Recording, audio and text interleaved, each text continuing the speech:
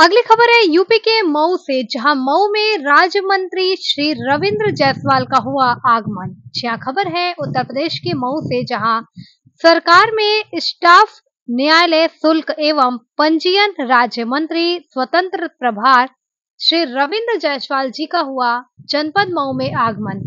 पत्रकार द्वारा मंत्री जी ने स्टाम्प चोरी के सवाल पूछने पर मंत्री जी ने कहा कि ई स्टाम्प ½ % कमीशन और स्टाम्प पेपर पर 1% कमीशन मिलता है।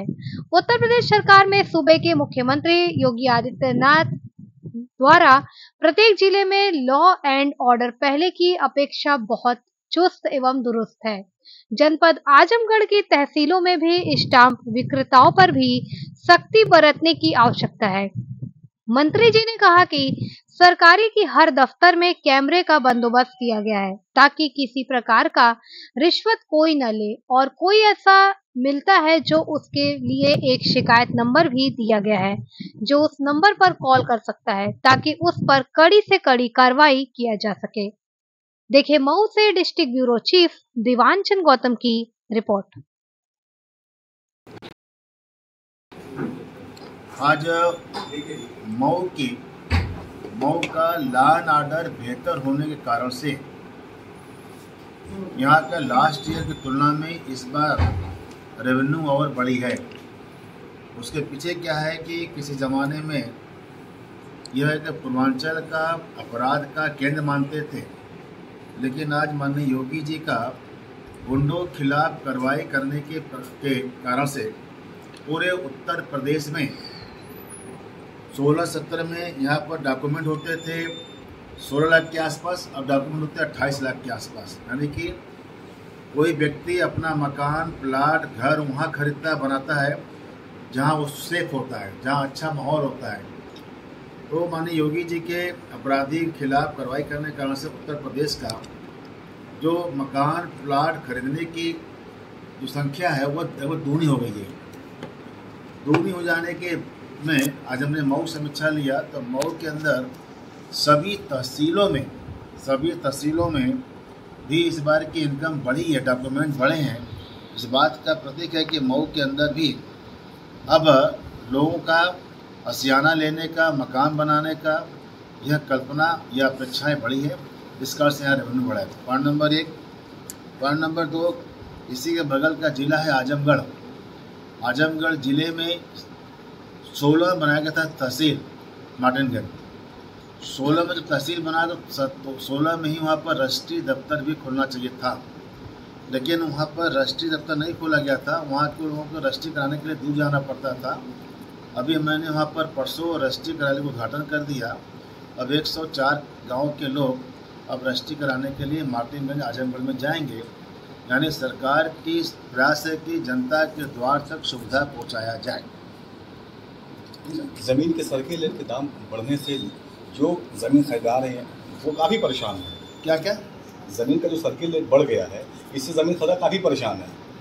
अभी अखिलेश यादव कह रहे थे कि अयोध्या में सर्किल बढ़ाया नहीं है और सर्किल रेट नहीं बढ़ा करके सरकार गलत कर रही है, और सरकार सर्किल रेट बढ़ा देती है तो गलत हो रहा है। पहले आप अपडेट होइए, सच्चाई क्या है। नहीं, अखिलेश यादव साहब, सरकार आपकी है, आप उसके मंत्री हैं, हम आपसे जानना चाहेंगे ना। सर्किल रेट एक प्रक्रिया है। सरकार ये देखती है कि बाजार मूल्य में और सर्किल रेट में होने बराबर चाहिए, उस पर जाम लगता है। सर्वे कराने के बाद यह पाठ होता है जिलाधिकारी के पास। इसका सर्किल रेट बढ़ाने के इंचार्ज होते हैं डीएम। यह अपनी अपेक्षा करते हैं, बाजार में सर्वे कराते हैं कि बाजार में किस चीज़ की क्या रेट है। वह एक नेचुरल प्रक्रिया है। तो अगर जनपद की बात करें तो स्टैम्प की चोरी जोरों पर चल रही है। 10 का स्टैम्प की चोरी जोरों पर चल रही है। 10 का स्टैम्प 20 में बेचा जा रहा है। नहीं, इसको कैसे देखते हैं? नहीं, ये गलत सूचना आपकी है। हमने क्या किया है कि हर स्टॉक होल्डिंग वालों के मुख्यालय पर एक खुलवा दिया है, वो काउंटर खुलवा दिया है। माना है कि आप स्टाम्प वेंडर हो और आपको 10 रुपये के स्टाम्प में आपको कमीशन मिलता है, इसलिए सभी वेंडर क्या लिखवा दिया, हमने अनिवार्य कर दिया है कि आप ये लिख के टांगोगे कि इसमें मेरा कमीशन इंक्लूड होता है, एक्स्ट्रा कोई पैसा नहीं दिया जाता है। और एडीएम एफआईआर ये काम देखते हैं, उनको कह रखा है कि अगर जिसके यहाँ पर यह न लगा हो बैनर, उसके वेंडर को आपका तो निरस्त सर क्या कमीशन है उनका जो स्टाम्प विक्रेता है? इनका होता है फिजिकल स्टाम्प पर 1% और ई स्टाम्प होता है उस पर 0.50। जी।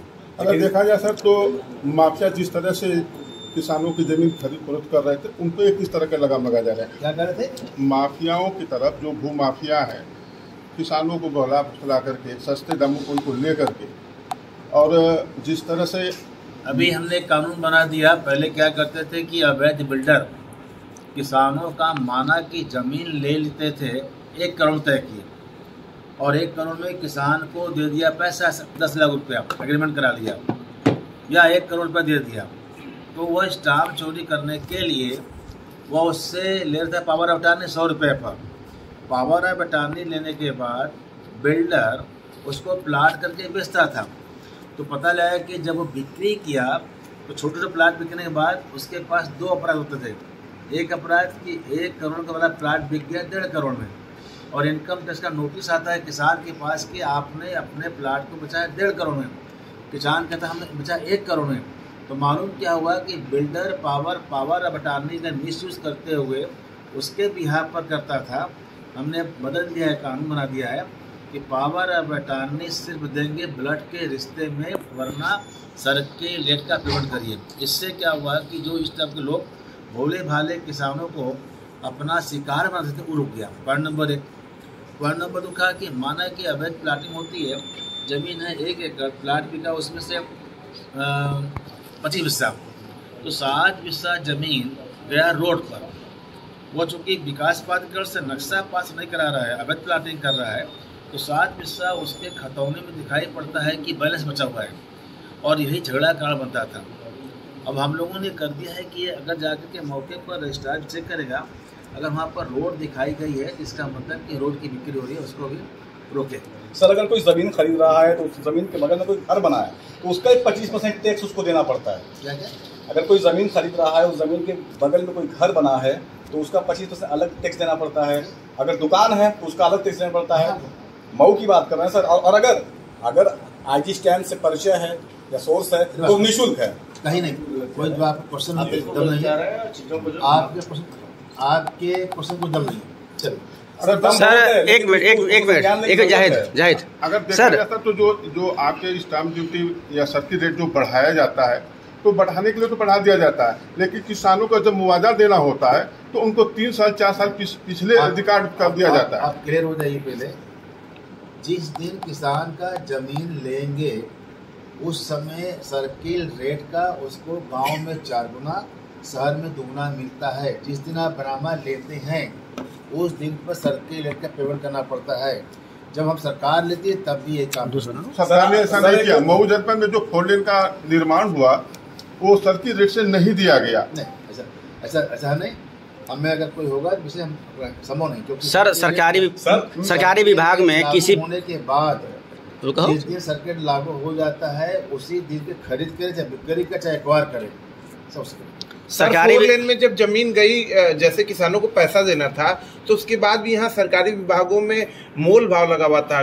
कुछ लोग से रेट लगाए जाते थे, इतने दोगे तो ये होगा ये होगा। कई लोगों के पैसे काफी दिन फंसे रहे। संज्ञान में ये बात है कि कोई पैसा क्यों देना चाहेगा। सरकार ऑनलाइन डाल रखी है कि आपका जमीन एक्वायर करेंगे, अखबार में विज्ञापन निकलती है।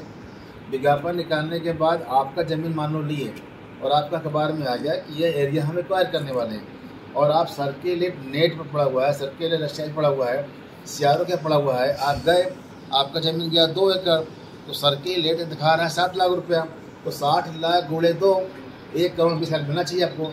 ये आप किसी के चक्कर में क्यों फंसेंगे? आप जाइए, सरकार ने अपने व्यवस्था कर रखा है, सरकारी विभाग में सरकार ने अपने व्यवस्था कर रखा है नेट पर, सरकार ने व्यवस्था कर रखा है सर्किलेट का नेट पर। सर सरकारी विभाग में बिना पैसे का काम नहीं होता आजकल। किसी भी ब्लॉक में तहसील में कहीं नहीं, बाबू हैं, बाबू से पैसा लेते हैं। सर ये हम नहीं कह रहे, ये आरोप लगा है सर, तमाम आरोप लगते हैं लेकिन कोई कार्रवाई नहीं होती है। मेरे को आप एक बताओ, अधिकारियों को। सर जब कार्यालय के अंदर एंट्री करते हैं तो पहले फाइल चेक होती है वहाँ पे, तो वो लेते हैं 100 रुपए। कौन 100 रुपए लेता है? हर तहसील में 2-4 ऐसे बंदे रहते हैं प्राइवेट। देखो हमने वहाँ पर अब लगवा दिया कैमरा और सारे जोड़ रखे हैं मुख्यालय से। पॉइंट नंबर 1, पॉइंट नंबर 2 कि यहाँ तक कि सब रजिस्ट्रार AIG के अंदर कमरे बैठते कैमरा हमने वहाँ लगा दिया है। Point number 2। पॉइंट नंबर 3 बाहर बोर्ड लगवा दिए कि आप कैमरे के निगाह में हैं। पॉइंट नंबर 4 एक टोल फ्री नंबर जारी कर दिया है, अगर कोई एक्स्ट्रा पैसा की अपेक्षा करता है तो आप फ़ोन करो। बीच में कोई कहा कि साहब ने ये कहा तो फ़ोन कर दो। मेरे मुख्यालय पर 20 लड़कों